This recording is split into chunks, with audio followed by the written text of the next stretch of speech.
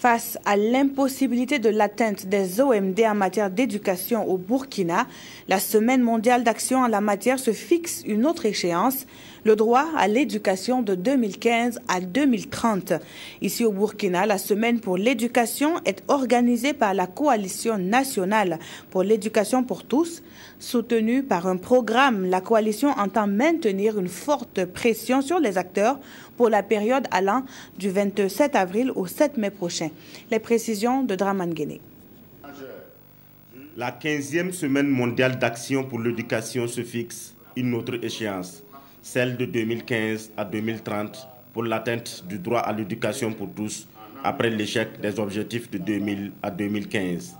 Une semaine de réflexion organisée au Burkina Faso par la Coalition nationale pour l'éducation pour tous du 27 avril au 7 mai 2015. Notre rôle dans la Semaine mondiale d'action, c'est d'attirer l'attention de tous les acteurs de l'éducation, de tous ceux qui sont impliqués dans la gestion des questions éducatives, de prendre conscience des vrais problèmes qui se posent et de s'investir chacun à son niveau de participation possible pour que ce qui ne marche pas aujourd'hui puisse avancer et être résolu.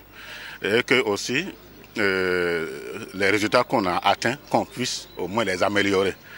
Malgré l'adoption du continuum éducatif, la coalition déplore un faible taux de scolarisation au Burkina Faso. Un continuum qui est à distinguer selon elle du droit à l'éducation pour tous. Si le continuum devait effectivement être apprécié, c'est sur la base de la possibilité d'atteindre les objectifs de l'éducation pour tous.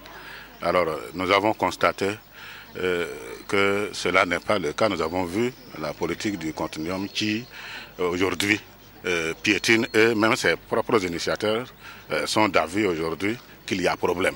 Plusieurs activités sont prévues à Ouagadougou au cours de cette 15e semaine d'action pour l'éducation. Il s'agit entre autres d'une marche-meeting à la place de la Révolution le 4 mai et d'un forum national sur le bilan de l'éducation pour tous le 6 mai.